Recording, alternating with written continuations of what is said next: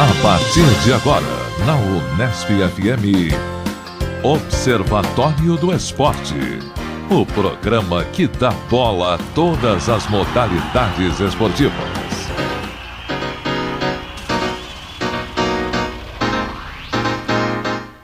Olá, ouvinte da Unesp FM. Hoje é sábado, 29 de setembro de 2012. Começa agora o Observatório do Esporte. Eu sou Luiz Moraes. E eu, João Paulo Benini.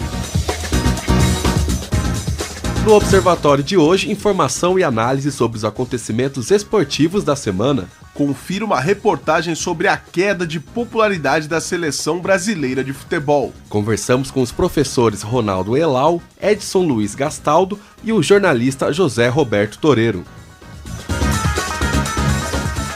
Esses assuntos você acompanha agora no Observatório do Esporte. Aqui no Observatório, a informação vai além das quatro linhas.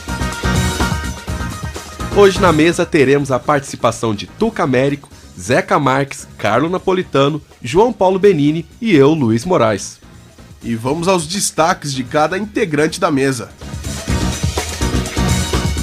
Vamos começar com Tuca Américo. Quais são seus destaques, Tuca Américo? Bem, saudações amigos da mesa, rapidamente vou falar um pouco sobre o comando de Eri Graça na Federação Internacional de Voleibol, a questão dos naming rights nos estádios brasileiros e se der tempo vamos falar aí de uma maracutaia que aconteceu no handball na França. Carlo Napolitano, olá, quais são os seus destaques? Olá amigos, hoje eu vou falar um pouco do furo das informações das Olimpíadas de 2012, da apresentação da identidade visual dos Jogos do Interior e da convocação do Kaká pelo Mano Menezes.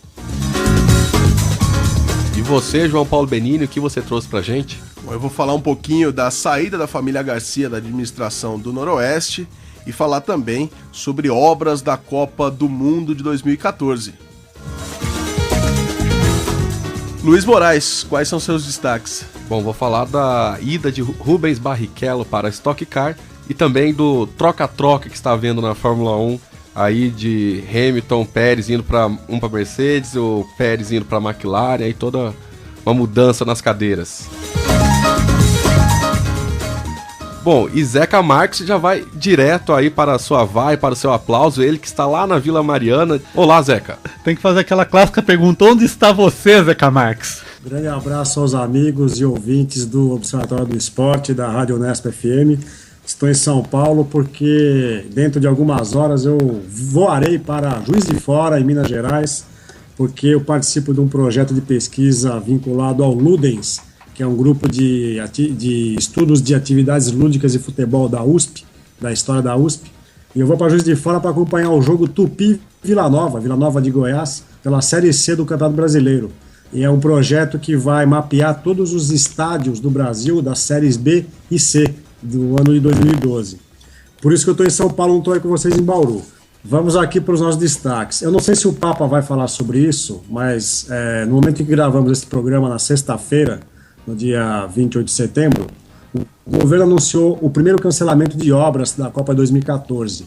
É a obra do VLT de Brasília, VLT que é o veículo leve sobre trilhos, uma espéciezinha de metrô de superfície.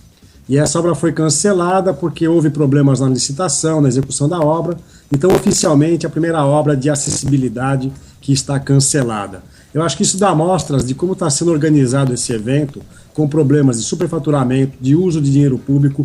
Para vocês terem uma ideia, essa obra estava orçada em 277 milhões e desse valor, 263 milhões de reais viriam de recursos públicos do governo. Apenas 14 milhões viriam do Distrito Federal, que também seria recurso público, né? Então é uma obra importante, mas que de certa forma ela ligaria o aeroporto de Brasília até o centro da cidade, mas ela mostra aqui como que o dinheiro público tem sido usado e não usado para a realização da Copa. Bom, um outro assunto, alguém quer falar alguma coisa? A minha vaia era justamente para isso, e lembrando que tem mais 5 cidades, inclusive Cuiabá, que já teve 2 processos licitatórios anulados por fraude na licitação. Então, aquele famoso legado que foi tão prometido para as cidades que seriam sedes da Copa do Mundo, a gente está vendo que vai ficar por água abaixo. O próprio acesso ao Itaquerão, em São Paulo, vai ser pela Radial Leste mesmo, vai entupir tudo a Radial Leste, só com as linhas de metrô. Então, podemos nos preparar aí para um caos na parte de mobilidade urbana durante a Copa do Mundo. Eu acho, Zé, que essa decisão tem um peso simbólico, né? É uma obra que não vai ficar pronta na capital do país. Exatamente. Ou seja, nós não teremos um legado, nós teremos um negado, que é o que está acontecendo com as obras da Copa. Bom, a gente tem falado muito sobre fair play, o respeito à regra, disciplina, e na última quarta-feira, no dia 26 de setembro, pelo Campeonato Italiano, um jogo em Nápoles e Lazio, aconteceu um lance particular, singular. O Hernanes, ex-jogador de São Paulo, agora na Lazio, cobra um escanteio, a bola vai para a área e o Klose, o atacante alemão que joga pela Lazio hoje, o Klose faz um gol utilizando a mão. A bola entra e o juiz valida o gol.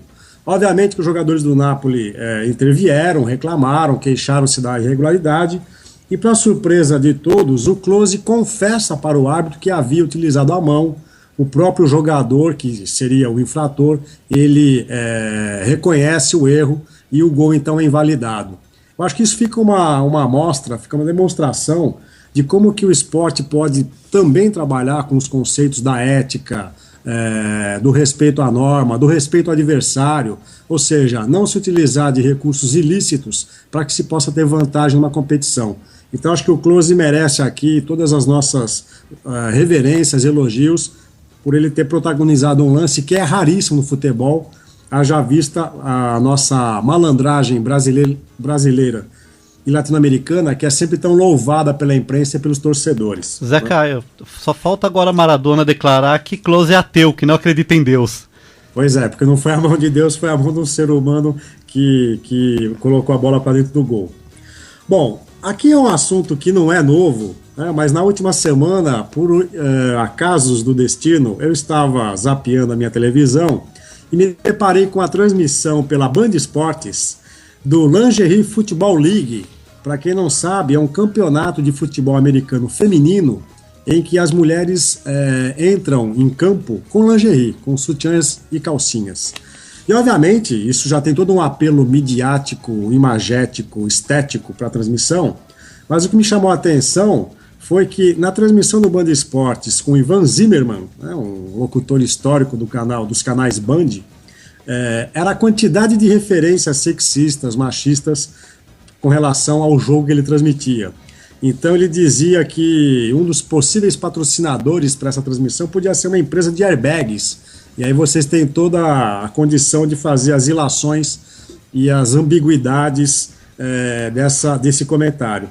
E ele se traiu porque em determinado momento ele diz que estamos aqui para todos os amigos da ESPN. Aí ele se corrigiu e falou, não, Band Esportes. Ele parecia Ana Paula Padrão transmitindo a Olimpíada de Londres no mês anterior, quando disse que estávamos ao vivo para o Jornal da Globo. Mas enfim, a transmissão, obviamente, ela preenche esse imaginário masculino de ver jogadoras extremamente atléticas, com corpos bem delineados, entrando em lingerie, mas eu acho que a transmissão poderia, talvez, ter um pouco mais de decoro jornalístico na transmissão desse evento. Tucamérico, você já viu o Lingerie Football League, não? Não tive a oportunidade de ver, viu, Zeca? Mas eu acho que isso é um tipo de discussão que a gente deve ter, né? O quanto a gente já discutiu aqui, estão tentando transformar essa questão do entretenimento, né, em eventos esportivos. E também um deslocamento, né? Durante muito tempo, por exemplo, nas lutas e em alguns eventos esportivos, a gente vê a figura da mocinha que levanta o cartaz dizendo round, que está numa roupa mínima, ou a questão das cheerleaders, né, que estão lá com pouca roupa também. Saiu no UOL hoje, ou na semana passada, uma sequência de fotos de cheerleaders do Boca Juniors, e elas estão quase nuas dançando em meio ao campo. Então esse apelo masculino, a TV está se apropriando disso de forma mais efetiva e deslocando de coadjuvante a ator principal do evento, as meninas e as moças com pouca roupa. O campeonato não acontece em campos com as dimensões padrão do futebol americano, é um campo menor, não existe a trave para a execução do tiro depois com o pé, né, depois que se faz o touchdown, o extra point não existe nessa modalidade, mas o jogo a que eu me refiro, para vocês terem uma ideia, era Toronto Triumph Eu não sei se Triumph é a marca de lingerie. E Regina Rage ganhou esse jogo. E fica aí então um comentário. Já que você falou de lutas, Tucamérico, eu queria fazer uma lembrança a um seu ídolo de infância, Ted Boy Marino, que faleceu, né, na última quinta-feira. Ted Boy Marino, que era um lutador de telecat, talvez o mais conhecido do público brasileiro. E telecat, para quem não sabe, eram aquelas lutas ensaiadas de vale tudo que fizeram muito sucesso na televisão brasileira no final dos anos 60 e durante a década de 70. Então, Tuca, não sei se você ficou triste, mas Ted Boy Marino, seu ídolo de infância, faleceu jovem, 60 e poucos anos, na última quinta-feira. Verdade, tive a chance de ver ele lutar, entre aspas, ao vivo, né? Ted Boy Marino, antes de fazer a fama, né, concomitantemente no início da carreira, fazer fama como lutador de catch, ele ocupou durante um curto espaço de tempo o lugar do Didi, nos Trapalhões, né? O grupo Trapalhões nasceu com Ted Boy Marino no lugar de Dedé Santana. Exatamente. É isso, meus amigos. Carlos Napolitano, o que você comenta aí pra gente? Vamos aprofundar os assuntos. Não, tem alguns destaques aqui, na verdade, uma vaia pela denúncia de furto de informações das Olimpíadas de 2012 por parte de membros do comitê organizador local das Olimpíadas de 2016. Essa notícia foi dada no dia 20 no blog do jornalista Juca Kifuri, que noticiou esse furto de informações. E, a princípio, 10 funcionários do COL local foram afastados tendo em vista esse furto de informações. E isso é considerado pelo Juca Kifuri como o primeiro grande escândalo das Olimpíadas de 2016. Em que medida você acha que esses funcionários demitidos, e houve também o relato de furtos ocorridos no PAN, em que medida esses funcionários aí foram laranja do Nussmann, como algumas pessoas estão ventilando essa possibilidade? Na semana passada nós falamos aqui sobre a responsabilização objetiva dos clubes de futebol por causa das torcidas organizadas. Isso aqui é um caso específico de responsabilidade subjetiva para livrar a barra do COI, do COB e do Comitê Olímpico Local. Então é uma punição em relação a pessoas, e no fato quem deveria ser punido é a organização local das Olimpíadas e não alguns membros dessa equipe. Outro comentário aí, o início dos Jogos Abertos do Interior, com a divulgação da identidade visual do evento, com o mascote escolhido um tamanduá mirim, que representa a região, e com o logotipo que faz alusão ao Parque Vitória Régia. E eu verifiquei aqui, eu visualizei uma homenagem ao arquiteto Jurandir Bueno Filho, né, que ele foi o arquiteto que projetou e desenhou Vitória Régia. Então acho que é uma justa homenagem a esse bauruense e a esse arquiteto aqui renomado de Bauru que faleceu em 2009. Faltou ainda uma vaia aí do Carlão. Eu queria fazer uma vaia à convocação do Kaká, né, pelo Mano Menezes, para disputar os amistosos aí em outubro contra o Iraque e o Japão. O Kaká ainda não fez nenhum jogo oficial na temporada europeia e foi convocado pelo Mano. Não, ele fez um jogo agora. Não foi oficial, né? Foi um 8-0. Foi amistoso contra Milionários da Colômbia. Foi um jogo 4 vira, 8 termina, né? Foi um jogo festivo contra o Milionários da Colômbia, chamado Troféu Santiago Bernabéu. O Milionários, que é o clube que cedeu o Alfredo Di Stéfano, que é considerado o maior jogador da história do Real Madrid. Então eles fizeram um amistoso, só que a disparidade técnica foi absurda, tanto que o Kaká, sem ritmo nenhum de jogo, marcou 3 gols nessa partida, foi 8-0 o placar. Um maravilhoso gol de costas. Até gol de costas, gol de pênalti, teve tudo pro Kaká. E aí no final, o engraçado, questionaram o Mourinho se agora ele estaria com uma pulga atrás da orelha para a escalação do Kaká no time profissional. Primeiro ele deu uma risadinha, daquela, não vamos colocar esse jogo como tendo uma importância vital para a sobrevida do Kaká no Real Madrid.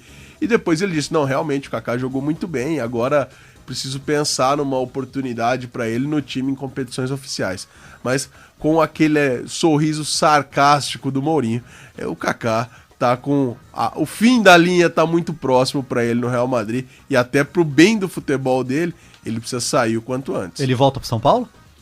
Eu acho que seria uma belíssima alternativa para ele, voltar a jogar no futebol nacional, não sei se especificamente no São Paulo, até porque o São Paulo agora tá com o Ganso no time, não é exatamente a mesma função, mas seria mais um jogador que não participa do setor defensivo, da marcação, da recomposição. Mas tem vários clubes que com certeza abririam suas portas para o Kaká e até mesmo para que ele possa disputar a Copa do Mundo, se assim ele ainda deseja. Então o Kaká precisa começar a jogar efetivamente. Acho que só demonstra uma incoerência do Mano e dá razão aos argumentos do deputado Romário, que há alguma especulação nas convocações, alguma insinuação de favorecimento em relação a jogadores, empresários e aí por diante. Não, duas coisas. Primeiro que a identidade visual dos Jogos Abertos no interior ter a definição apenas agora, no final de setembro, demonstra bem como que a Prefeitura de Bauru está lidando com esse evento, porque isso já era para estar pronto desde o começo do ano. Então, faltando 1 mês e meio para os jogos começarem, agora é que temos uma identidade visual, né? E a outra coisa é que a janela de transferências na Europa está fechada. Então, acho que agora o Romário não vai poder criticar o Mano, segundo a alegação de que ele convocou o Kaká para que o Kaká pudesse se valorizar e conseguir uma transferência. A não ser, como vocês disseram, que o Kaká volte para o São Paulo, o que eu acho muito pouco provável. Mas essa convocação dá bem mostras de como que o Mano anda perdido, como não há um projeto para definição desse time, pensando na Olimpíada, pensando na Copa das Confederações.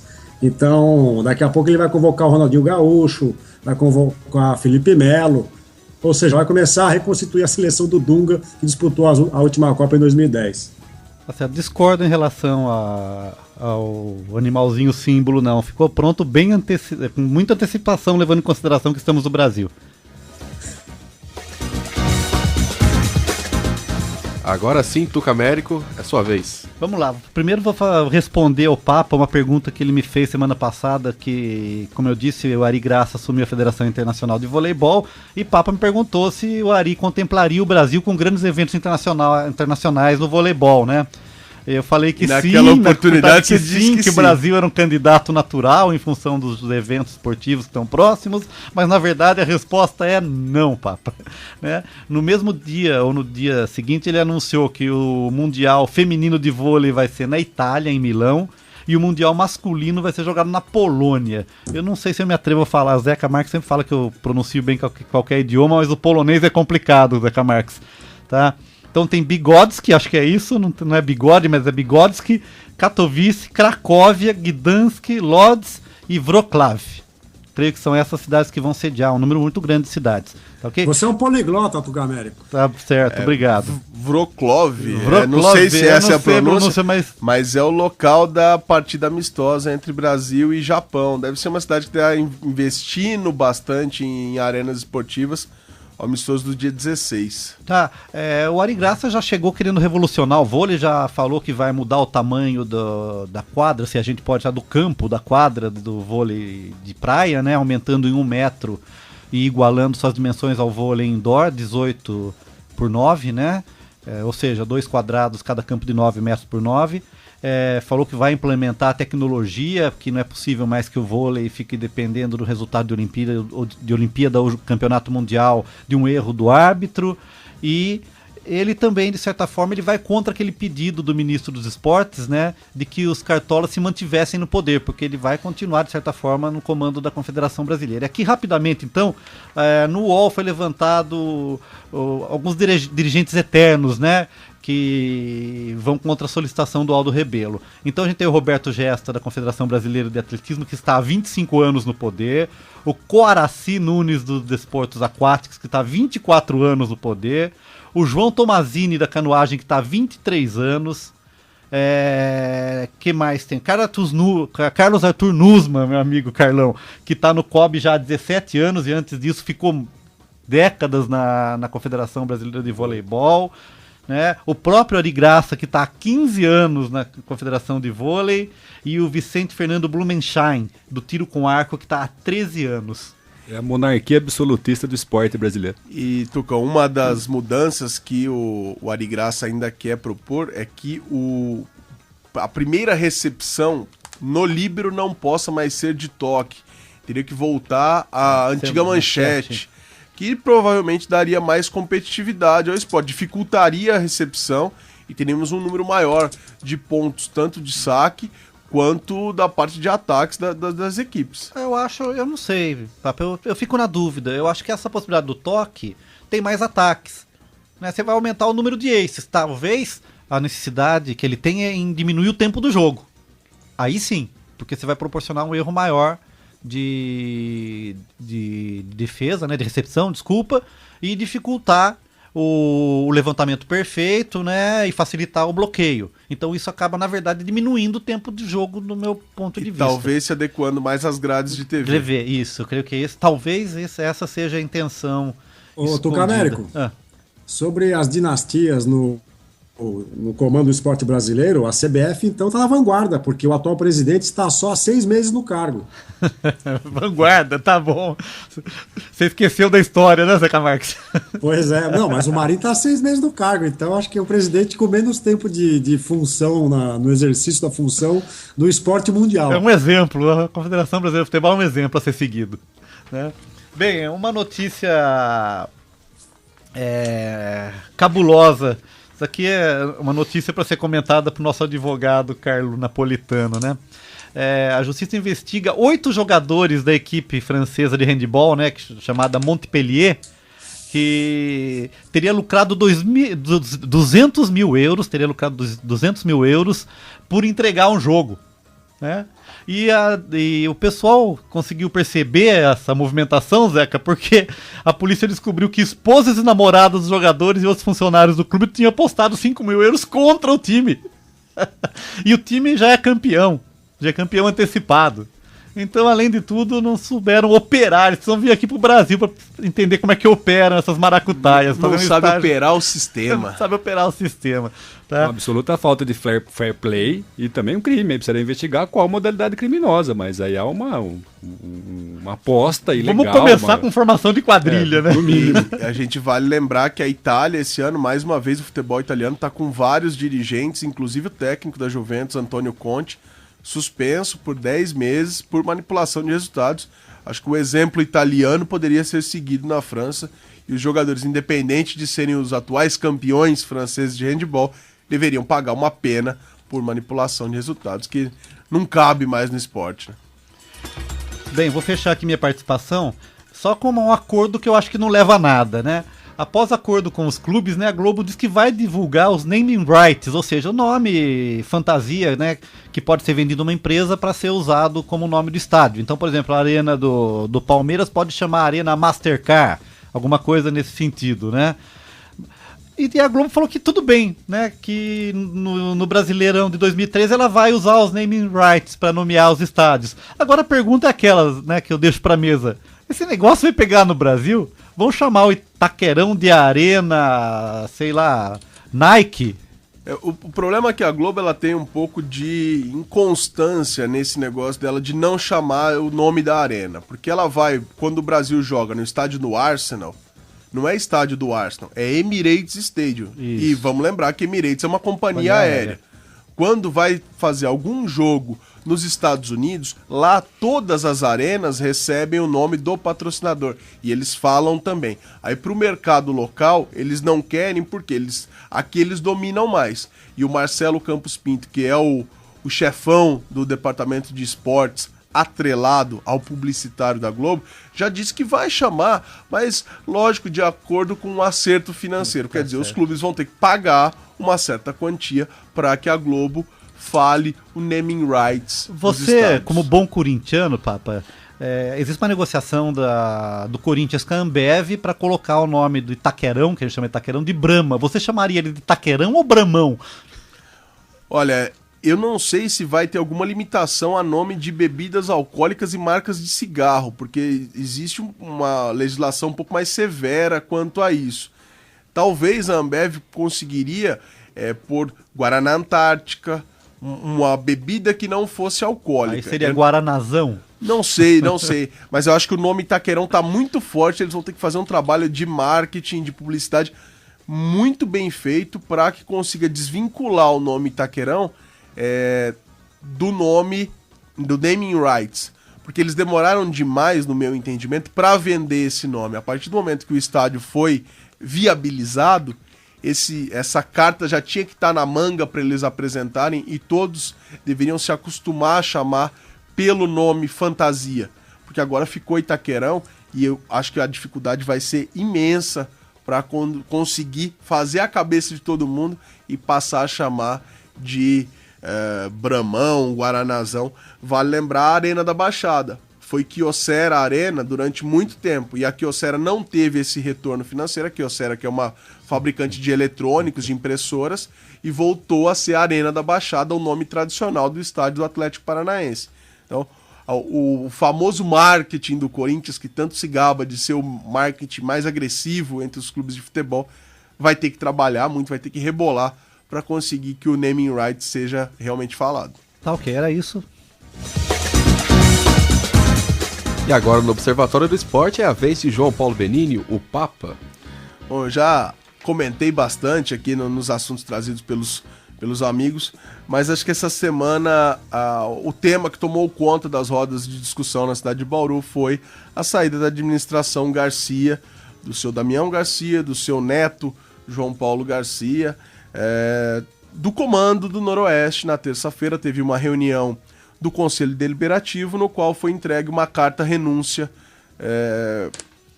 comunicando a saída da família Garcia. Foram 9 anos de administração em que, com certeza, ocorreram erros e acertos, mas no meu entendimento ocorreram mais acertos do que erros. Os erros são normais de qualquer administração. Agora, os acertos, a família Garcia saldou as dívidas trabalhistas do clube, tirou o Noroeste do buraco, que era um clube praticamente fantasma, e o trouxe à real atividade, ganhou a Copa Paulista de 2006, conseguiu acessos à primeira divisão do campeonato estadual. Então, acho que no fringir dos ovos foi muito produtivo o ciclo da família Garcia no Noroeste. E acho que agora, com as dívidas sanadas, o clube é uma grande vitrine, continua sendo uma camisa de peso no cenário esportivo. Então, com certeza o Noroeste vai ter vida longa. Até as palavras do presidente interino, do Toninho Gimenez, na quarta-feira, talvez ainda um pouco nocauteado, vamos dizer assim, pela notícia, ele dizendo que poderia até o clube acabar em 2 meses. Acho que não é para tanto, não é para ser tão alarmista. Com certeza o Noroeste agora vai poder escolher parceiros para tocar o seu departamento de futebol e, de repente, dar uma enxugada na folha de pagamento, fazer um clube mais empresarial, não tanto patriarcal. E acredito que o Noroeste, que está muito bem na Copa Paulista, é o líder do seu grupo agora com 6 pontos, os segundos colocados têm 1 ponto só, então o Noroeste já está com uma classificação bem encaminhada para a fase seguinte da Copa Paulista, é um time que está encaixadinho. Então, acho que agora é trabalhar com calma. Até o final do ano, o Noroeste tem tempo para escolher uma nova administração, parceiros, se assim for decidido, para tocar o futebol de base, para tocar o futebol profissional. E o clube, com certeza, vai seguir os seus caminhos de oscilação eterna, porque o Noroeste sempre foi uma grande gangorra. Mas a gente tem certeza que até mesmo a relação com a cidade de Bauru, que se esfriou nos últimos 15 anos, ela tem como ser retomada e voltar a ter público no estádio. Um estádio para 19 mil pessoas, como é o Alfredo de Castilho, ter 1.500 e agora na Copa Paulista até jogos com 300, 400 pagantes, é um desperdício de espaço e até mesmo de espetáculo. Então torço aí para que o seu Damião, que está enfermo, e talvez esse seja o grande motivo da saída da família Garcia, consiga se recuperar e que o Noroeste consiga vida longa nos anos que vêm e consiga chegar ao seu 2º centenário. Luiz Moraes, agora é com você, vamos falar de Fórmula 1. É claro, né, que sempre na minha parte eu tenho que falar um pouquinho de automobilismo. Vou falar primeiro de algumas mudanças que houve em algumas equipes importantes na Fórmula 1. O Schumacher finalmente vai aposentar de novo, depois principalmente da batida em Singapura no Verne. provavelmente aquilo deve ter pesado um pouco ali para ele, e ele falou que no final desse ano vai aposentar de vez, provavelmente não volta mais, como aconteceu 2 anos atrás. Schumacher tem problema com corridas noturnas? Provavelmente, né? Porque em Singapura, no ano passado, ele bateu na curva 11 no Sérgio Pérez, na mesma maneira que ele bateu no Verne, na mesma curva 11 nesse ano em Singapura. Então o Schumacher provavelmente não gostou muito da pista, e isso deve ter pesado um pouco ali para ele decidir de vez que vai se aposentar. E quem vai para o lugar dele é Lewis Hamilton. Aí sim, uma notícia mais forte, porque o Lewis Hamilton estreou na McLaren já em 2007, desde então não saiu de lá, e agora está se mudando para a Mercedes. Quem vai substituí-lo na McLaren vai ser o Sérgio Pérez, que está fazendo uma grande temporada pela Sauber. Especulavam o nome do Sérgio Pérez na Ferrari, mas provavelmente vai continuar a dupla Fernando Alonso e Felipe Massa, e o Sérgio Pérez então vai para a McLaren ao lado de Jason Button. Aí vai abrir uma vaga na Sauber, uma equipe mediana, mas que está conseguindo bons resultados, mas a Sauber falou que está sem pressa para definir o piloto. Provavelmente vai ser Esteban Gutierrez, que é o terceiro piloto deles, já está sempre fazendo ali um treino livre, alguma coisa assim. Luiz, não sobra ali uma boquinha pro Barrichello? Então, falando no Rubinho, ele vai estrear numa categoria nova para ele, que é Stock Car. Sempre falavam para ele, um dia o Rubinho vai parar na Stock Car, chamavam ele, os pilotos amigos dele, e ele nunca descartou a Stock Car. Lógico que ele priorizava a Fórmula 1, a Fórmula Indy. Como a Fórmula Indy já entrou em férias, já acabou esse ano, ele vai correr na Medley Full Time, que teve o seu piloto, o Marcos Gomes, suspenso por doping. Então, como eles estavam praticamente sem piloto, o Felipe Maluí substituiu o Marcos Gomes, que é filho do tetracampeão Paulão Gomes da Stock Car. O Felipe Maluí substituiu ele por 3 corridas, e agora o Rubinho vai correr 3 corridas também, incluindo a corrida do milhão, que é a corrida que a Globo dá mais apoio ali para a Stock Car, que vai ser em Interlagos este ano. E é basicamente isso hoje, automobilismo. Aliás, o nosso diretor Fábio Fleury passou para mim antes de começarmos aqui a gravação um gráfico sobre a audiência da Fórmula 1 na Globo, como a audiência está caindo muito nesses últimos anos. Em 2003 tivemos uma média de 21 pontos no Ibope, na Globo, e em 2012, até o GP de Singapura, estamos tendo uma média de 8,6, ou seja, já caiu mais da metade esse público da Fórmula 1, e como ele vem decaindo ao longo desses anos, a exceção a 2008, que foi o ano que o Felipe Massa disputou o título até a última corrida, na verdade até a última curva com o Lewis Hamilton. Então, o Fleury tinha me passado isso, eu achei muito curioso também comentar isso e vaiar a Fórmula 1, que está conseguindo se distanciar do público. O público brasileiro já é um público que tem que estar próximo de um piloto vencedor, né? Como teve com Ayrton Senna, Nelson Piquet, com Emerson Fittipaldi, mas mesmo assim a Fórmula 1 está conseguindo distanciar. Parece uma categoria fora dos padrões de tudo, né? Sempre foi uma categoria acima, mas tá parecendo alguma coisa de outro planeta já daqui a pouco. Então apenas deixar destacado aqui a queda de audiência da Fórmula 1 na Globo, que é uma pena, né? Porque o público brasileiro está cada vez se distanciando mais, e se não tivermos uma renovação imediata de pilotos, talvez aí daqui a 5, 6 anos nem esteja passando Fórmula 1 na TV aberta. Um cenário que eu coloco aqui para você, primeiro que de 2002 até hoje, acho que dessa mesa você é o único telespectador fiel da Fórmula 1. O meu cenário para daqui 5, 6 anos é talvez a Fórmula 1, se não aparecer um grande piloto brasileiro, talvez a Fórmula 1 só no Spirit Channel, canal só de automobilismo, e talvez a Stock Car ocupe o lugar na grade.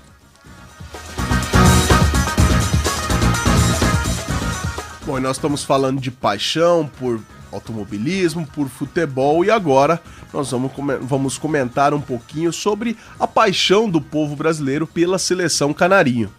Tradicionalmente, o selecionado brasileiro atraía mais atenção do torcedor do que os próprios clubes de futebol. Essa tendência, no entanto, parece se inverter. Percebe-se hoje uma queda no interesse dos amantes pelos jogos da seleção. O diretor Fábio Fleury esteve no 35º Congresso Brasileiro de Ciências da Comunicação, organizado pela Sociedade Brasileira de Estudos Interdisciplinares da Comunicação, a Intercom. ele conversou com acadêmicos e pesquisadores que levantaram hipóteses para essa decadência. O professor da Universidade Estadual do Rio de Janeiro, Ronaldo Elal, explica as razões do fenômeno. Houve um momento de declínio, vamos dizer, dos Estados-nações, não que eles tenham diminuído, mas com a globalização e com uma certa desterritorialização dos ídolos, quer dizer, os ídolos jogando fora. Claro, e com a internet você acaba até acompanhando times de fora. E aí houve um recrudescimento maior das torcidas locais em detrimento da torcida pela seleção. Do que eu sempre observo é o seguinte: quem deixa de torcer para a seleção, que prefere mais seu time local, é aquele aficionado no dia a dia. Nós temos uma grande parcela da população brasileira que não acompanha futebol no dia a dia, mas que acompanha só a cada 4 anos. Para essa parcela, a seleção ainda continua sendo a pátria de chuteiro. Quem também comenta a questão é o professor da Universidade Federal Rural do Rio de Janeiro, Edson Luiz Gastaldo. Primeiro que os clubes jogam o ano inteiro, os clubes duram o tempo inteiro. A seleção ela é convocada em situações especiais, Copa América, Olimpíadas, Copa do Mundo. Então não é toda hora que a seleção joga, né? A cultura futebolística, essa cultura forte de pertencimento a um clube, ela marca muito mais torcedores do que a seleção brasileira. Para o torcedor de futebol, o time é mais presente do que a seleção brasileira, que é uma coisa de exceção. E, inclusive, tem um termo que é depreciativo, que é torcedor de seleção brasileira. Significa o quê? Alguém que, normalmente, mulher ou criança, que não entende nada de futebol e que só torce quando tem Copa do Mundo. Então, tu vai ver quando tu tem um jogo da Copa do Mundo, enfim, filmando nesses locais, a gente descobre, né, que tem, os torcedores regulares de futebol vão com a camisa do seu time, não vão com a camisa da seleção. Inclusive para dizer, não me confunde, não vem achando que eu sou torcedor de seleção, porque eu torço mesmo pro Flamengo, Cruzeiro, Atlético, né? Pro time do coração dele. Gastaldo afirma ainda que existem 2 tipos de torcedor de futebol: os que realmente acompanham o esporte e os de Copa do Mundo. Quem entende de futebol sabe também que dificilmente você vai assistir um jogo pelo prazer do jogo. Você assiste para torcer. E se você está assistindo Barcelona e Real Madrid só para ver o prazer do jogo, rapidinho você escolheu um para torcer. E já está torcendo por aquele, querendo que o outro perca. Então é uma maneira afetiva de se colocar com relação ao jogo, que é tomando partido, sendo de um dos times, né? E o fato da seleção brasileira ser essa coisa que é de todo mundo, corta essa dimensão de diferenciação que o futebol promove. Ou seja, ser colorado é ser antigremista. Então, sempre tem um outro. Entende? E na seleção brasileira, o outro está muito longe. O outro é o alemão, o dinamarquês, o esloveno. Então, que ser de um time implica em ter lealdades e oponentes, e o jogo é mais vivo. O jogo é mais vivo e não é de se espantar que as pessoas tenham um certo desprezo para com o torcedor de Copa. Porque é um cara que não entende de futebol, que se entendesse ele torcia para um time. Para o professor da Universidade de Santo Amaro, Anderson Gurgel, a paixão do torcedor pela seleção brasileira é cíclica. O brasileiro e a própria mídia esportiva, ela oscila. Então existe sim um período em que o pensamento é pessimista, parece que está tudo ruim, o futebol brasileiro está perdendo o seu encanto, etc. e tal. Isso acaba se contrapondo a períodos de extrema euforia. De certa maneira, é claro que existe, né, uma descrença que aumenta de tempo em tempo com a seleção brasileira, e isso vem por causa das questões políticas, por causa do pensamento de que a seleção está mercantilizada, distante do povo. Isso existe. Mas a gente não pode esquecer que quando chega uma Copa do Mundo e a seleção começa a ir bem, a euforia volta. Então acaba que acontece um ciclo que vai de uma extrema descrença, né, a um momento, às vezes, de grande euforia. Então a gente tem isso que é natural da cultura brasileira e muito claramente marcado. Eu falo disso no meu mestrado, citando autores da sociologia, como o próprio Ronaldo Elal, que comentam dessa euforia associada a uma descrença. Então a relação é uma relação um pouco ambígua, pensando em seleção em si, porque ela se torna distante porque ela tem uma rotina de amistosos e de jogos, às vezes, em países e com times que a gente não entende bem por quê, que são questões econômicas. E aí sim, aí quando chega a Copa do Mundo, eu acho que é onde ainda tem um fator vinculante muito forte e que volta. E aí volta o sentimento sobre seleção naquele sentido mais clássico. Gurgel afirma ainda que a relação do brasileiro com o futebol está mudando. É claro que o futebol está mudando muito, cada vez mais os interesses econômicos, o próprio jogo está mudando.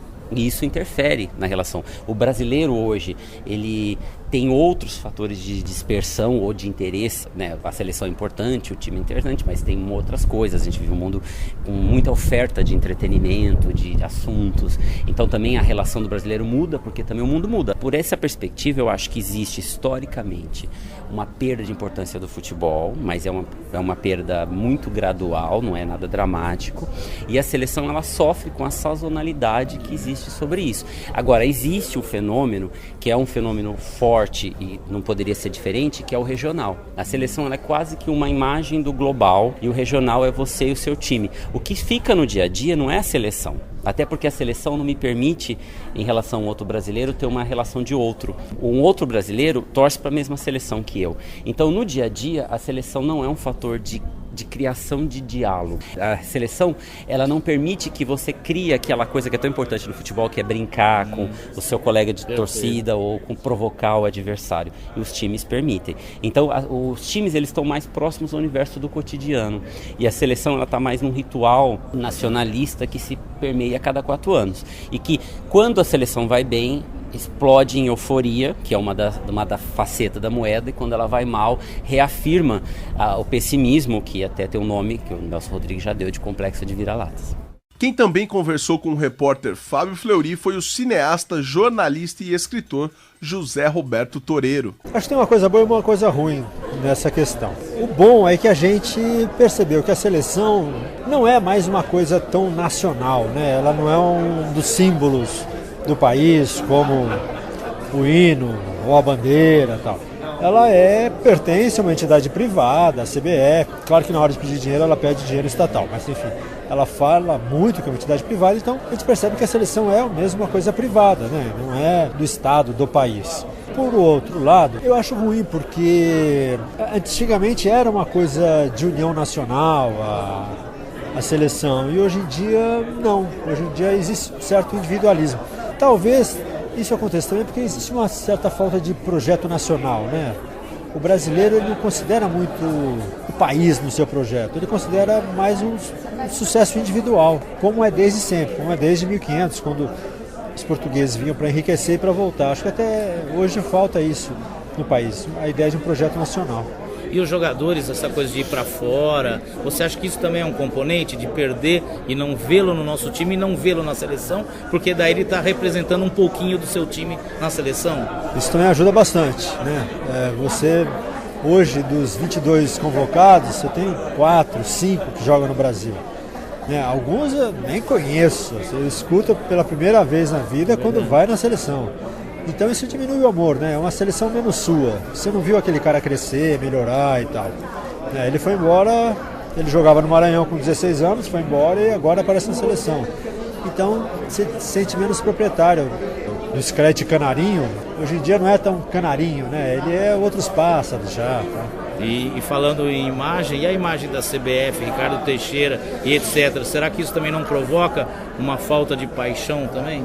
Também, ainda bem, que a gente tem uma visão mais crítica, né, e não coloca a seleção acima do bem e do mal. Você percebe que ela é de uma turma que quer ganhar um dinheirão, e aí você fica mais crítico e ama menos a seleção. E aí, meus caros amigos da mesa, vocês acreditam nessa decadência da seleção brasileira de futebol ou é apenas um período de transição? Bem, eu tenho uma frase do Gurgel que ele fala de perda de importância do futebol, né? E aí ele não está falando da seleção. Então eu acredito que a gente não tem uma perda de importância do futebol, não. Acho que o futebol hoje ele está mais presente na mídia, a gente tem uma oferta de produto, não só de futebol, mas de eventos esportivos que a gente nunca teve na vida. Então eu não creio que tenha uma perda de importância. Agora, em relação à seleção, acho que a gente estava comentando aqui enquanto o pessoal falava, a gente ouvia as entrevistas, né? Que estava conversando aqui com o Carlão, ele vai comentar isso também, que isso é verdade, né? Existe um projeto de jogador que você acompanha, e de repente eu escuto as convocações do Mano Menezes e falo, mas quem que são esses 3, 4 que eles estão convocando que eu nunca ouvi falar na vida? Né, que está jogando num time da Turquia, que foi um destaque lá no campeonato russo. Tá certo que tem toda essa questão de globalização, de exportação de jogadores, mas são jogadores que você não segue a trajetória, então fica difícil torcer para esses jogadores, né? Eles têm que provar que são bons jogadores na seleção, e daí a seleção vira que também um tipo de um clube que não dá certo. em que vive caindo o jogador, caindo o técnico, então eu acho meio complicado. Eu acho que a atração para o jogo de futebol são os ídolos que jogam, são os jogadores. Você assiste um jogo de futebol pelo jogador que está se apresentando. Eu assisto o Santos para ver o Neymar. O Tuca falou, tínhamos o Corinthians há um tempo atrás para ver o Ronaldo. Né? Esse jogo lá do Atlético para ver o Ronaldinho. Sim, e na década de 80 nós assistimos jogos da seleção e tínhamos orgulho da seleção de jogadores que não eram do nosso clube. Do Sócrates, do Zico, do Cerezo, do Falcão, que não jogavam em clubes do nosso coração, da nossa torcida. Então acho que o que chama mais atenção no jogo da seleção são os jogadores convocados e não a própria seleção em si, o sentimento de nação, o sentimento de amor à pátria e por diante. Mas será que não faltam ídolos não só na seleção, mas também no futebol brasileiro em geral? Porque você chama jogadores, às vezes, o Mano chama alguns jogadores que são conhecidos por algumas torcidas. Eu cito o exemplo do Carlos Eduardo, que é conhecido da torcida do Grêmio, joga no Rubin Kazan da Rússia. Quando ele é convocado, todo mundo questiona. Mas a torcida gremista olha, pô, Carlos Eduardo jogou bem na Libertadores de 2007 pelo nosso time. É um cara que a gente considera. Mas é um cara que tem que provar na seleção, não conseguiu provar na seleção e ponto, já morreu a convocação dele. Será que também Mas eu acho que o Papo vai falar uma coisa, que eu acho que a seleção, ela nasce de um consenso que não é só do técnico. E acho que tem um outro ponto. Nós temos tido cada vez mais cedo jogadores saindo do Brasil para atuar em diversas ligas ao redor do mundo. Então é Rússia, Ucrânia, França, em times que a gente não assiste tanto. Porque hoje os grandes campeonatos que a gente mais acompanha fora do Brasil são o italiano, que apesar da decadência ainda tem um grande hall de jogadores brasileiros, o espanhol, por causa de Barcelona e Real Madrid principalmente, o inglês e o alemão. Então, os jogadores que estão nesses clubes, a gente tem uma familiaridade maior, mesmo que eles saiam muito jovens. Agora, quando os jogadores estão no Dnipro da Ucrânia, como é o caso do Juliano, convocado essa semana pelo Mano Menezes, como é o caso do William, que despontou no Corinthians em 2007, está no Shakhtar Donetsk, já são 5 anos. Então, aí a gente não, quem não é torcedor do clube, como você bem disse, não acompanha, ou muitas vezes nem sabe que aquele jogador surgiu, porque ele jogou uma temporada aqui no Brasil. E aí as convocações, elas acabam surpreendendo, e essa relação clube de você ver o atleta lá, ou de você ver um atleta que mesmo de um adversário, mas que jogou muita bola no Brasil, a gente não consegue ter.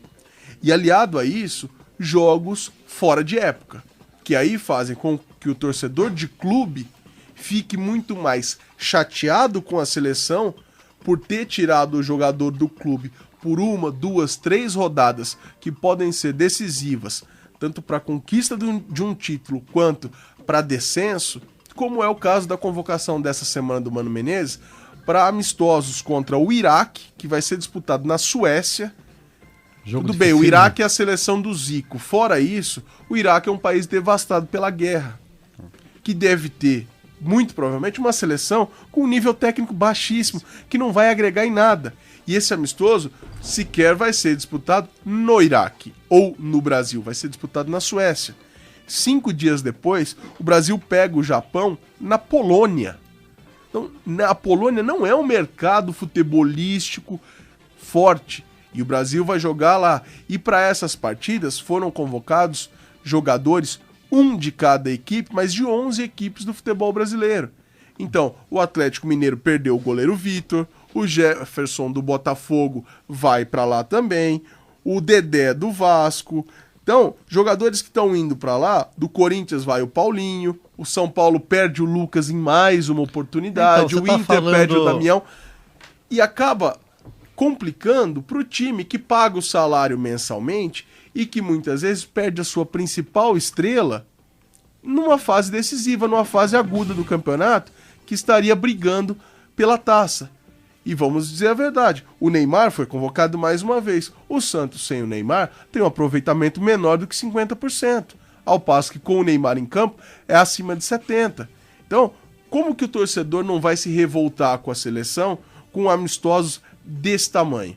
Se fosse para pegar a Argentina, se fosse para pegar uma Alemanha com equipes principais, eu acho que até o torcedor relevaria mais. Agora, para pegar um Iraque e um Japão num amistoso que é só para dar moral pro Mano Menezes para ver se ele não cai na seleção, aí o torcedor se revolta e acho que com total razão. Meus amigos, a palavra inicial aí desse tema era a decadência da seleção brasileira. E por falar em decadência, eu me lembrei do Rubens Barrichello, o ídolo do nosso Luiz de Moraes. Eu acho que o Barrichello agora vai começar a disputar provas de Autorama, que vai ser a próxima notícia que a gente vai dar no programa. Mas com relação à seleção brasileira, eu tenho uma outra... Concordo com tudo que foi dito, inclusive pelos professores que o Fábio Fleury entrevistou. Eu só acho que a torcida brasileira, o público brasileiro com relação ao esporte é muito volátil, muito volúvel em função dos resultados. Se essa mesma seleção do Mano mostrasse em campo qualidade e mostrasse competitividade, no sentido de ser uma seleção pronta para disputar o Mundial, eu acho que haveria interesse da seleção, haveria uma movimentação em torno dos jogos. Agora, eu acho que o Mano Menezes não é um treinador carismático, a seleção dele é muito pífia, muito ruim, né? E se o Brasil entrar para o Mundial de 2014 com chances de título, eu acho que tudo isso acaba sendo revertido e a gente cumpre aquele ciclo de 4 em 4 anos. O país inteiro fica em torno da seleção e surgem os torcedores, como o Edson Gastaldo disse, torcedores de Copa, aqueles torcedores que não sabem nem se a bola é redonda, mas que colocam verde e amarelo para torcer pela seleção. E só um último depoimento, tenho vários familiares em Portugal que também não têm pela seleção portuguesa o mesmo apreço que eles têm pelos clubes. Em Portugal, talvez, como só há 3 grandes clubes, né, o Benfica, o Porto e o Sporting, a paixão clubística lá é de tal maneira que às vezes o clube recebe mais atenção dos torcedores do que a própria seleção. E olha que a seleção tem o Cristiano Ronaldo, que é um dos principais futebolistas do planeta. Bom, e ainda para embasar essa questão que a gente falou do paixão pelos clubes, hoje o jornal Lance, que é o principal jornal esportivo do país, traz uma... Hoje não, desculpa, na sexta-feira, traz uma manchete que abaixo a seleção, criticando a convocação do Mano Menezes por esvaziar o Campeonato Brasileiro numa fase decisiva. A menos de 15 rodadas aí para o final do campeonato, a seleção tira 11 atletas de clubes brasileiros. Então, é uma situação que fica bastante complicada. Você vem de um campeonato, você trabalha o campeonato inteiro, e aí a seleção vem e esvazia pelo menos 2 rodadas. Ô João Paulo, mas aí primeiro, o Lance vive em guerra com a CBF, não é de hoje. Né? Então essa capa não me surpreende. E outra, eu acho que um jogador por clube tá de bom tamanho. Os clubes adoram quando tem jogadores convocados, porque é uma forma de valorizá-los e pensando em futuras transferências. Então eu não acho que essa convocação de um jogador seja determinante para o insucesso dos jogadores, ou melhor, dos clubes. Talvez o mais prejudicado é o Santos, que depende de um único craque, que é o Neymar. Mas no caso dos outros clubes, não vejo como isso seja prejudicial para o Campeonato Brasileiro. Eu tenho uma pergunta para a mesa, uma dúvida. Em que medida o fracasso olímpico alimentou esse descrédito, né, em relação à seleção? Acho que não é só isso, acho que é geral, né? Acho que os resultados alcançados também. Não, mas a pergunta, eu acho que eu não formulei bem a pergunta. Se o Brasil tivesse vencido os Jogos Olímpicos, que o peso de uma medalha olímpica, que a gente sabe que não é lá muito importante no mundo do futebol, mas pra gente tem uma carga simbólica de ser um dos poucos, ou talvez o único torneio que a gente não tenha vencido, né? Talvez isso colocasse aí panos quentes. Mas jogou mal. Durante toda a campanha nos Jogos Olímpicos, o Brasil foi mal. Eu acho que a medalha de ouro não seria... acho que não encobriria a campanha ruim. Porque a grande crítica, e acho que é aquilo que o futebolista gosta. Apesar de seu time pode até não ser campeão, desde que apresente um futebol razoável, que não foi o caso da seleção.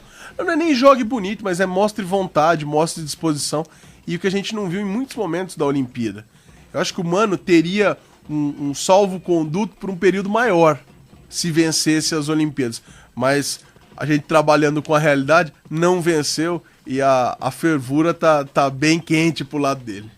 E você, ouvinte do programa que acessa as redes sociais, curta nossa página no Facebook. O endereço é www.facebook.com/Observatório do Esporte. Repetindo, o endereço da nossa página é www.facebook.com/Observatório do Esporte. Acesse também o blog do nosso programa. O endereço é www.observatoriodoesporteunesp.blogspot.com. Repetindo, www.observatoriodoesporteunesp.blogspot.com.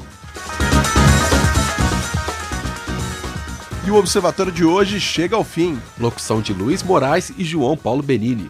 Comentários de Tuca Américo, Carlos Napolitano e Zeca Marques. Equipe de reportagem Rodrigo Pessoa, Gabriel Cortez, Fernando Martins e Marina Goulart. Direção de Fábio Fleury. Produção técnica de Silvestre Oliveira. O Observatório do Esporte é um projeto de extensão universitária financiado pela PROEX, a Pró-Reitoria de Extensão da Unesp.